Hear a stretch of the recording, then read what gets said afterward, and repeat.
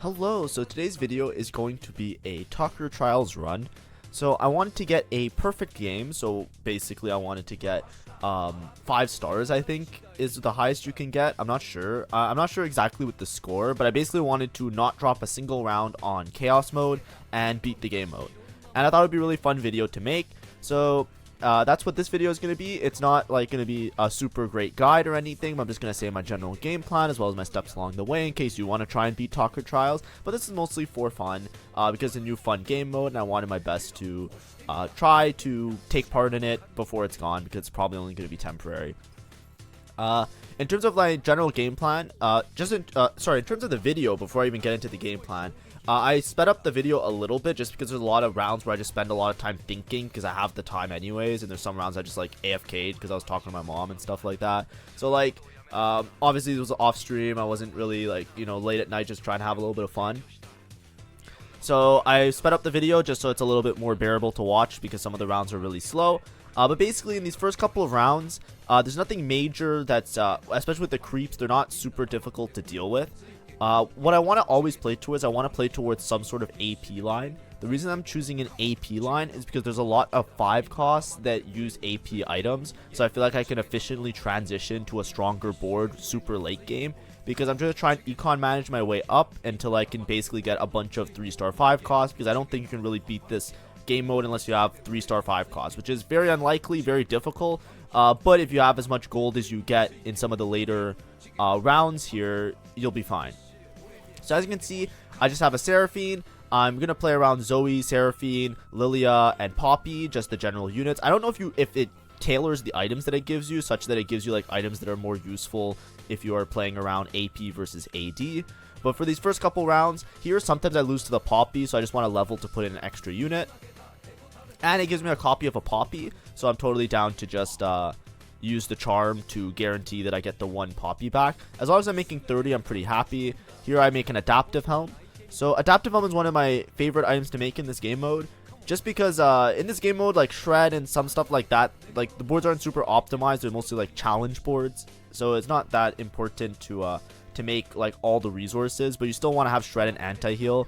Adaptive helm is really great because I can use it as a frontline item. If I get an upgraded frontline, I'm really scared about my frontline dying, or I can use it as a backline item, and it's a really good backline item as well. So because it has that flexibility, I feel like I have a good option of using it for both. And it's also an AP item, and like I said, I'm probably going to play around AP 5 costs because there's just more AP 5 costs that are a little bit easier to use. Like I think most of the front lines are AP 5, most of the frontline units are AP focused. Here, the best silver augment, I was trying to look for like support anvil. I just get best friends. I might forget best friend's value a couple of times, so please don't get angry at me if I do. And here I'm just trying to complete items. I want to make a Rabadons, and I want to make a red buff, because I think those are just generally pretty good. Here I run into the problem where I'm on the Jace round. Usually by this round I'll have a Rabadons, and then I'll make Radiant Rabadons. Instead, I make Radiant Joksho. So you get 1 Radiant Reforger or 1 Masterwork upgrade on your bench after like round 2 or 3, and then I have these little orbs, which I'm trying to get my inking to work so I can show you guys a little bit better. 1 second. There we go. So I have those little orbs that were like white champ duplicators. You can only use them on a 1 cost. So here I'm just making sure I upgrade some of the units. I hit this Katarina. I got dropped Katarina, which is really great because I can easily use this Katarina to clear out a lot of these background waves. A lot of times you'll see waves like this Jace round is sometimes really annoying, and you can lose a life if you try and greed too much. That's why I leveled and sacrificed a little bit of econ, because this Jace just one-shots some units sometimes, especially if you don't have good frontline items. And then if the Jace kills enough of your frontline, there's so many of these ashes that if you don't have like a multi-hit unit that hits like everybody, then they're just gonna pepper you down. It's the same with these rounds, right? These units are all 1-star and they don't do that much, but if you don't chew through the front line fast enough, then all of these guys, it's just like a war of attrition, right? My Seraphine or my Katarina might not hit every single one of them. Katarina's so good because she's gonna dive the backline, she's gonna spin, so she's gonna eliminate a lot of the damage dealers, which gives the board a lot more flexibility. Here I'm trying to put Katarina in the back row. The main reason is that Joksho, I want the Joksho to give a bunch of AP. I don't really care about giving Katarina a bunch of armor, so I want it to be the adaptive helm equivalent of being in the back 2 rows. Here I made a mistake. I put in the front 2 rows. Right when I was saying that I make this mistake. That's so funny. But I typically want the AP on the Katarina in these cases because the armor doesn't matter that much. You just want her to try and kill some of these backline units. There's a lot of boards like that where you have like backline units and not a lot of frontline units, right? You'll have like one Giga tank and then you'll have all these like really, really weak 1 stars or 2 stars that are just doing like pepper damage. And it's just a matter of like time. You have to quickly beat the front line in order to get rid of the back line. But if you have a unit that can scam, similar to Katarina, then I can delete a lot of the damage dealers and guarantee the round win. You'll see it happen, I think, on the later rounds in stage 1. It happens quite often. This round, I just want to make sure that I don't let this Kassadin scale. That's the only scary part about this board.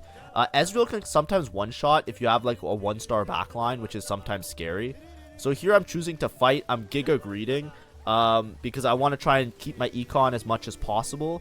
Making a lot of gold is really important because I eventually want to make it to level 10 and roll for 5 stars as much as I can. You can even roll on level 9 for 5 stars, but I just find that you have enough gold to go 10 and roll, so I usually go for this. This is an example of one of those rounds that I was talking about. You have this really, really difficult to deal with front line, and you have a bunch of 1 stars that just do a bunch of damage. So this round is really, really easy to lose on. That's why I greeted last round. I can sell both of these and make 50, by the way. But I'm not sure if it's the correct decision or not, but I do want to make 50 here. I feel pretty comfortable that I'll be able to beat this round now because I have the Katarina that will whittle down some of these guys ahead of time. But I do have enough units, right? Making it to level 7 on this round is really important. So I'm level 750. I had good econ management. I did get a couple of lucky drops, but basically with the lesser duplicators, I made a good front line so I can tolerate some of the damage that's being done.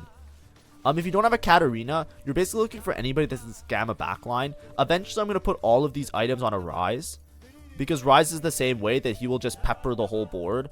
And it's really important in having a unit that can hit the backline, especially in these like challenge boards, because that's like the big I think that's the big strategy thing. Sometimes they'll have like an impenetrable wall, and then they'll have backline little shitters that are doing a little bit of damage. You really want to have a unit that can shoot the backline as much as possible.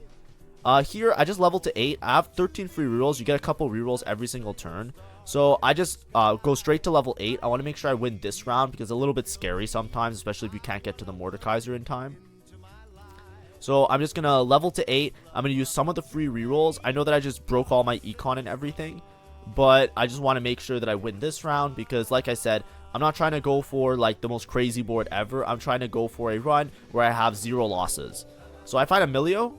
I'm actually Milio paired on level 8, which is actually kind of crazy. Milio's really good because he'll drop a bunch of items for the rest of my board, which helps everybody out. It helps people get tanky, it helps the front line, kind of front line, helps the back line do damage, and if everybody has items, Milio starts giving them bonus damage when he drops the items on them. So it's just great all around. So then we get our gold. We get a bunch of rerolls. I want to keep as many of these as possible. I might roll here on level 8 to try and find a Rise or some other really strong unit. Of all these items, because I have best friends, usually you would just take Locket. It's like one of the best items for frontline. Gem is also really strong. The reason I just took Gem here over Locket is because I'm best friends.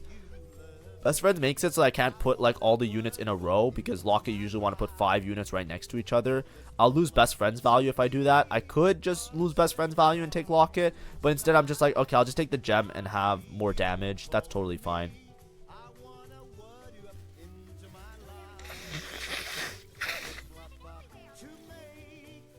Excuse me if you heard that. I'm a bit congested today. So I'm playing around this Galio because eventually I'm going to play Nora and Mages. And Galio kind of fits in with the Vanguard and dropping in Mages for the comp until I can transition to 5 stars. I'm basically playing the typical Arcana build where I am just going to play towards Arcana late game to get a bunch of extra true damage. In this game mode, they changed it. They changed some of the units. I don't know exactly all the changes, but Xerath just gives you flat. It doesn't give it to based on charms anymore. Specifically in this game mode. So I don't have to worry about buying charms as much. So I'm still going to get a huge amount of true damage. I should transfer items to Tom Kench. That's just laziness that I didn't notice. It could cost me some rounds. But yeah. I find a Rise, so I just transfer all my items to Rise. I natural Emilio 2. So this is very high roll. I don't think the Milio 2 is the big deal here, because if I didn't have Milio 2, I would just use these free rerolls until I had a Rise 2. This Milio actually costs a lot of gold, so now I'm kind of hoping that Milio can carry me without having to worry about finding the Rise to carry. Usually a Rise 2 with a Radiant item is going to be good enough. Sorry, I clicked fight, like as if I'm playing the game still. This is another round, right, where you have these like really hard to deal with front lines, like these Wukongs with good tank items, and you have these back lines that are scaling. But if you have a unit like Rise that can just scam everybody, you're not really at a worry, right? Even Milio can scam because Milio hits backline. You basically want a carry that can hit backline. The front line is usually going to be the thing that's hard to deal with, and you just want a unit that could eventually kill some of the units that are in the back. So I usually like to play around Rise. I'm sure you can play around Nami. I'm sure you can play around some of the like Fiora maybe that can scam the backline. But for me at least, my end goal is to play around 5 costs. And the 5 cost, there's a lot of AP 5 costs. So I want to play an AP board and make AP items, right? You can play Diana, Morgana. I definitely want to play Xerath because that's just really important for true damage. And I want to play, you know, maybe what's the other one? Milio, right? And then there's other units like melee carries and Smolder and those units that are pretty good. I think Briar is actually crazy because Briar gives the stun. So you can play around Briar as well, but usually you can just put tank items on those other units. But specifically, I feel like there's a better ability to play around AP units rather than AD units.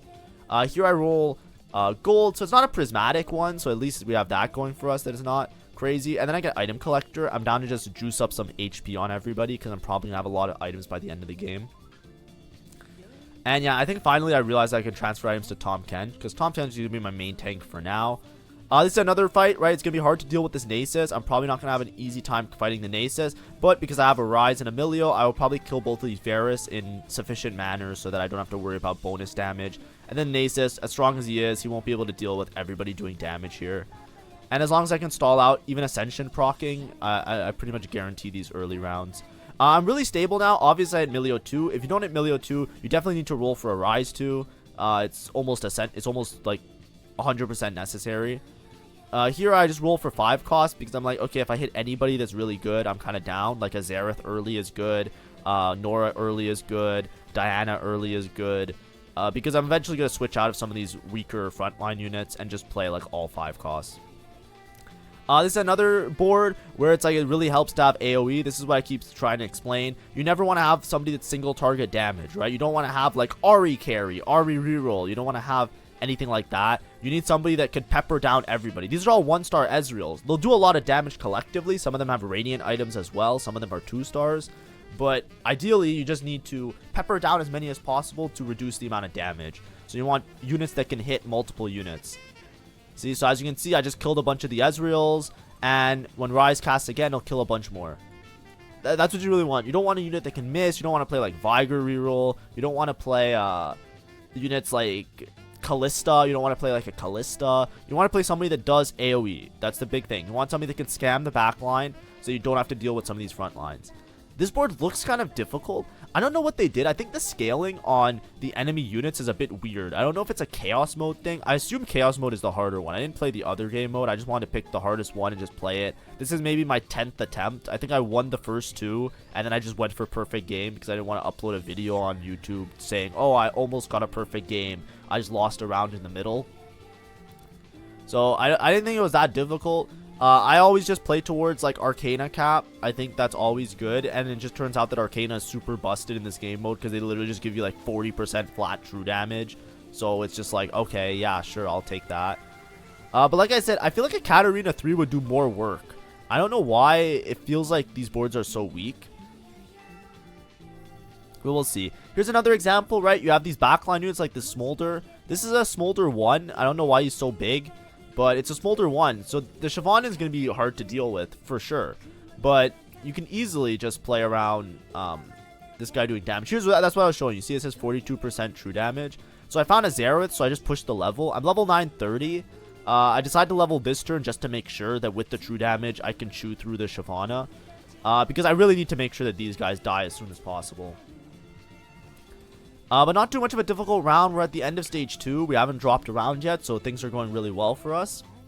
This is one of those cheeky rounds where you have Fishbones, AD, Soraka. I feel like somebody was cooking a little bit here and trying to have some fun. Excuse me. all in all, I really like this game mode. I found it was pretty fun. I wish there was a harder game mode. I wish there was one that was harder than this, or an endless maybe. I think both of those would have been fun, but there isn't, so we just have chaos mode to deal with. Like I said here, again, we have backline units that are doing damage, but we have this Nasus that's hard to deal with. So we just want to pepper them down. Same thing. We're not really changing any rounds. We're just full greeting here. We're basically preparing for endgame, right? None of these boards are particularly incredibly strong, right? This is just like a simple warrior board. Nobody has like an insane amount of damage or an insane board just yet. So we could kind of chill. I know I'm still Rise 1, but like I said, I stabilized around Milio 2 because I high rolled into the Milio 2. If I didn't have Milio 2, I would roll for Rise 2 and I would have a similar outcome because one of them will do enough damage as long as they hit backline. And I have a Radiant AP item, so they get a bunch of AP as well as a bunch of mana gen, so it's good. We'll be fine. I'm trying to think what to do with Bloodthirster. I just put it on the front line because yeah, I'm not really going to do it on Ahri. I think by now, though, I should be Arcana. Oh, no, it's always Arcana Xerath. In the mid game, you can Arcana Tahm Kench a lot of the time because the extra HP Tahm Kench gives you makes your board tanky enough to get, like, extra casts, which is really important and cool.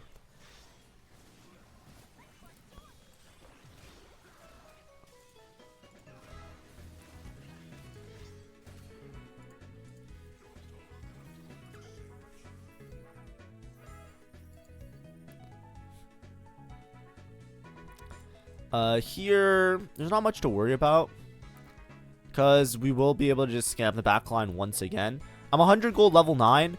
I'm basically just saving up all my gold. I'm going to roll on level 10 odds, most likely. I don't know if I bought it yet or when I will buy it, but eventually there's the Xerath charm that increase 5 cost odds. So that one's really important. Here I'm just rolling for, actually I'm just rolling for Rise 2. I want to guarantee I win this round. So I'm using my free rerolls. I'll make a Nami 2 because I'll eventually play the Nami 2 likely. And then now I'm just going to agree to go level 10. I think I'm just worried about this round and the next round. Sometimes I lose this round because the Xeraths, if you don't kill them early, sometimes they just snipe your backline and you just lose. So I think I was a little bit scared. But either way, it's fine. Here I just put 3 items on Rise. They bug fixed the shift, so we don't have to worry about that. Don't worry about it. I don't think it even matters that much. And now because I have Rise 2, I think Rise 2 will just do more damage than Milio 2 in my opinion. I could put these items on Milio as probably the better bet, but because I have Xerath 2, it's fine. I'm not too worried about it. Yeah, so that was an easy round. This round's really funny. Everybody has mittens. If you've never seen mittens on a Smolder, it's a very funny interaction because he just zooms around really funnily, in a really funny way.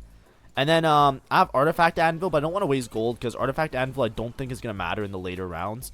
Basically, our goal is that we need to have more than one 3-star 5 cost. A 3-star 5 cost in most odds. Oh, here we go.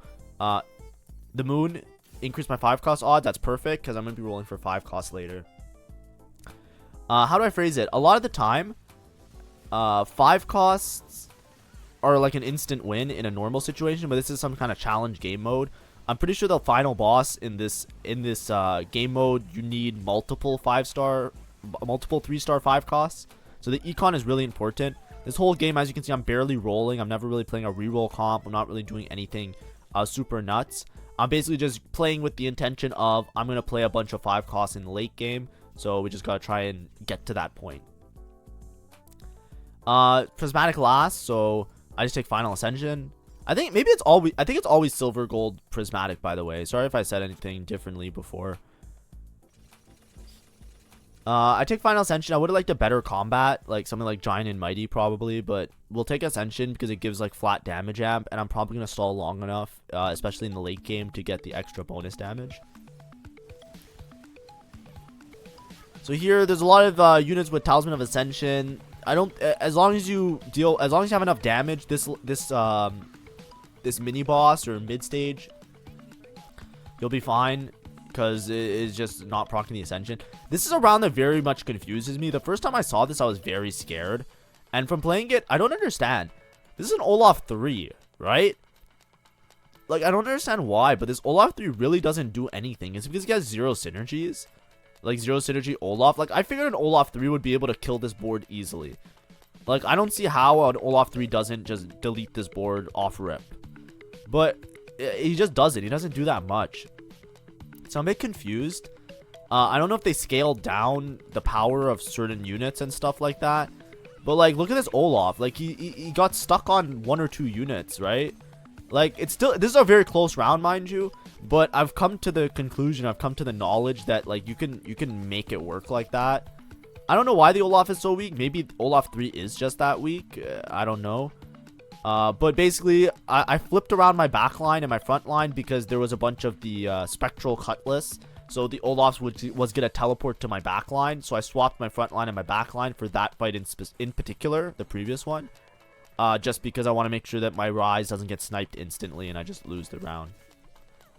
I have some free rerolls. So I'm going to use a couple of my free rerolls and try and stay above 50 gold here. This round in particular isn't that crazy. It's I just upgrade my Nora and I already have upgraded Xerath, so I'm pretty sure I'm okay. But basically in the next couple rounds, the final round is going to be this round right here at the end of stage 3. So we want to try and do this in a perfect run. Right now we're looking really good. We're just going to collect a bunch of gold and then we're going to roll as much as we can for 5 cost. We increased our 5 cost odds as well and we're level 10. So it shouldn't be that hard to hit 5 costs. And then we'll thin out the pool. So we have like 30% chance of 5 costs. The more 5 costs that you buy, if you're ever in like a high roll situation like this, it happens a lot. And like, you know, sometimes you have crazy games, who knows? Like if you have fortune and those type of things. What ends up happening is there's so few 5 costs that when you start to buy a bunch of them, it really matters to hold them on your bench because then you'll just thin out the pool dramatically. So here I'm just going for as many 3-star 5 costs as I can within the next couple of rounds. I'm very close to Xerath. You also get dropped a champion duplicator. I'm not sure if you get dropped another one after. I think you do. I might be wrong. But basically, Xerath, Milio, Morgana, sure. I'm making Morgana even though she doesn't fit into my board because Morgana 3 is Morgana 3. It'll be fine. So I can play her on the board. And I'm just going to play Vertical Arcana with as many 5 costs as I can. And these last 2 rounds are just going to be me transitioning. Very close round, by the way. I didn't expect it to be as close as it was. Now, this is the round where I'm probably going to roll it down pretty deep to try and hit one of these upgraded, right? I either want to find 2 Xeraths or 2 Milios, because this round I might just lose randomly. Here I'm going to have Xerath 3, but I'm going to roll a little bit more, just in case I can find the Xerath naturally, and then I don't have to use my duplicator. We have so much gold, we'll be able to roll. I'm rolling for Diana 3 as well. Diana 3 is really good. I made the Smolder and I sold the Smolder. It's a little bit inefficient. Here I'm running out of bench space, so I just make the Xerath 3, so it's fine. We're ready to go.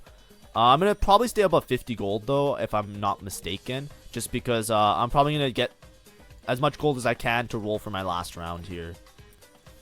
Yeah, I wasted a little bit of gold making Smolder and then removing the Smolder. It's because I found a lot of Smolders in my shop, and I was kind of down to make Smolder 3 if I had the opportunity, but I don't, so, you know, it is what it is. I should probably stop rolling here. Yeah, I should be fine with at least 1 3-star. I'm just going to switch my items to give my Xerath like 3 damage items. Yeah, and then we can move around those dummies. But all the units don't really matter now. Xerath will be able to just one-shot the entire board. It doesn't matter if this is a 3-star Rakan. Even if it was a 3-star Rakan, as long as it doesn't kill the Xerath instantly, the Xerath, as soon as it casts, is going to wipe the whole board. See? Yeah. It's just over. I get the death kill everything profit. So if you've never seen 3-star Xerath, you get this death one, which is kind of crazy. This is the final round, by the way. So I'm probably going to take a lot of time in preparation here. I'm going to roll very patiently. Make sure that I don't like make some kind of dumb mistake in any way.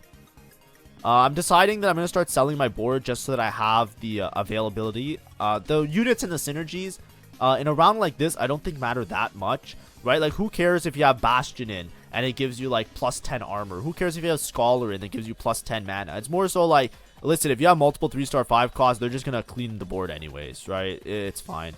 My bench is really full. This is really awkward. I really want to find either Milio or Morgana or something else. So this is going to be a really rough round, so I'll just chat about the general game plan. Basically, I'm just rolling for as many 3-star 5 costs as I can manage to get. I'm selling the units that don't do anything. Basically, I'll just keep in 4 Arcana to get all the true damage buff because I'm not sure how essential it is. And as I buy more and more 5 costs, I thin out the pool, making it easier to hit the other 5 costs. There's only 9 of each. So eventually, with the increased odds of 30% for 5 costs, you'll eventually hit all of them. The problem is I'm running into a spot where I just don't have bench space, and I've run out of gold as well. So now my board's a little bit weird. Obviously, I don't have perfect synergies. I want this Milio 3 really badly, but I didn't get the Milio 3, so I have Nora 3, I have Morgana 3, I have Diana 3. I would have liked Milio 3, but I'm too far off of it. I'm probably going to sell these 5 costs. If it was a little bit more efficient, maybe I would have hit Milio 3, but that's my bad. And I'm just selling the Briars and the other dudes because we're just looking for Milio now. I sell the rest of my board because it doesn't really matter to me. And yeah, Milio is good to have extra of because the Milios can just drop extra items, right? If you have like 4 Milios, they'll just drop more items onto everybody, and if units already have items, they'll just get extra damage. The board's really cluttered. It's hard to see everything. This board's also really cluttered, but basically, if you just look to the side, I just have Hecarim, Ahri, and Tahm Kench, and then the Xerath 3 that I already had from the round before.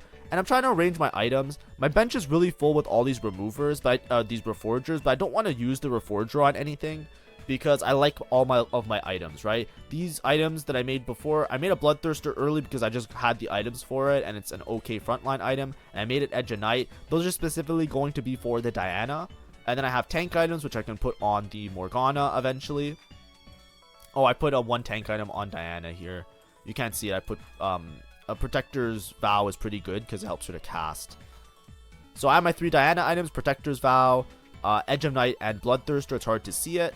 I can move these items onto the Morgana, which I will eventually, but this is why I sped up the video, because this round just took forever. I was watching and I was like, oh Jesus Christ, this is miserable. I put an Adaptive Helm, Nashor's here. I put the Stone Plate on the Morgana and solo frontline the Morgana to make it so the Stone Plate gets as much value as possible. I'm trying to get best friends value. It actually gets deleted because I forget to put in the Milios at the end. And I'm just looking at my items. I want to put triple items on this Xerath and triple items on the Nora just because they're going to be a lot of damage dealers. And then I have the Morgana as a frontline unit that's kind of going to help deal with all of that as well. Yeah, I just put Talisman of Ascension. I'm debating if I do fight, and now we fight. Let's watch the final round in all of its glory. So this Morgana, I don't know what she does. She turns everybody into bats, I guess. Xerath Death is making everybody drop a bunch of gold. We kill the whole board, and then we're fighting this Morgana, and she's about to die. They do the cool slow-mo effect. And she bursts into a bunch of 3-star 5 costs. If you didn't know that, that's how sometimes you just lose. But the whole board is stunned and feared. I don't know which unit is doing that. And yeah, they just all fucking die. I don't know. Yeah. My 5 costs were better than their 5 costs. So as you can see, this is what I was going for. 5-star, Chaos Mode, 30 out of 30 rounds, no deaths, no close calls. Pretty good. I wasn't going for like super high score or anything like that, or perfect board or perfect synergies.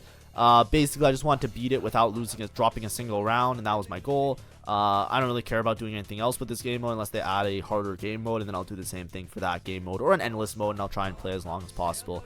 If you like this, or if you like this game mode, make sure to try it out. It was very fun for me, and I enjoyed myself.